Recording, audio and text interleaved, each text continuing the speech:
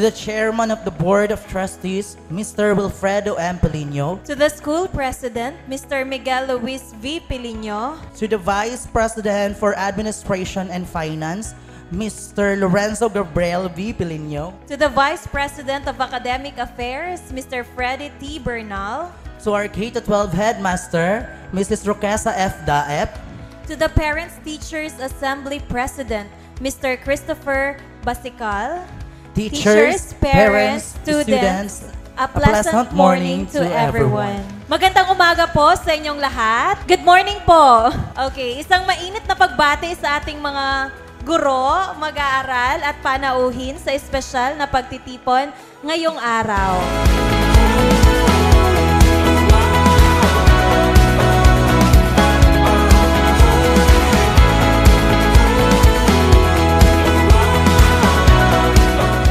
Okay, thank you so much po for coming. Upang bigyan tayo ng mainit na pagbati at opisyal na buksan ng ating programa, tawagin natin ang ating Senior High School Faculty President, Mr. Martin Dave R. Enopekis. Maraming salamat sa ating mga mauhusay na tagapagpakilala sa araw na ito. Wow, Tagalog.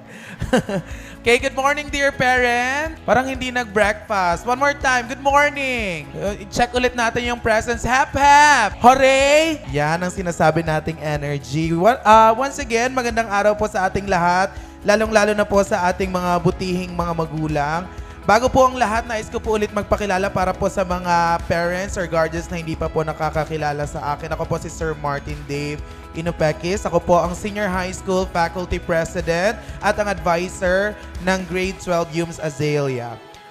Malugod po namin kayong tinatanggap sa ating pagpupulong ngayong araw at lubos kaming nagpapasalamat sa inyong oras at dedikasyon para sa ikabubuti ng ating mga anak o mga mag-aaral. Ang inyo pong presensya ngayong araw ay isang patunay ng inyong patuloy na pagsuporta at pakikiisa sa kanilang edukasyon at mga gawain sa paaralan. Kaya naman, palakpakan po natin ang bawat isa, lalong-lalo na po ang ating mga magulang. Alam ko po na ang bawat isa ay may iba't ibang responsibilidad at mga gawain sa kanilang mga bahay at trabaho, pero you still took the time and effort just to be here, okay? So, ngayong araw, atin pong pag-uusapan ng ilang mahalagang usapin, kabilang na ang mga nalalapit na kaganapan, mahalagang paalala, at iba pang detalye na may kinalaman sa kanilang pagkatuto at pag-unlad. Now, nais po naming marinig din ang inyong mga opinyon at mga mungkahi upang mas mapabuti natin ang ugnayan ng paaralan at tahanan sa pagtutok sa edukasyon ng ating mga anak at mag-aaral. Kaya bibigyan po namin kayo mamaya ng pagkakataon na magsalita, magtanong at pakinggan din ang iba't iba nyong sentimento para sa ating open forum na bubuksan mamaya. So, ngayon, hayaan po muna natin ang aking mga kapwa guro na naatasan para talakayin ang mga importanteng bahagi at detalye para sa umagang pagpupulong na ito. Naway maging maayos, makabuluhan at produktibo ang ating talakayin ngayong araw.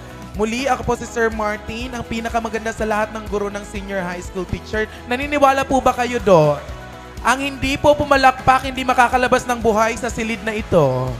Maraming salamat.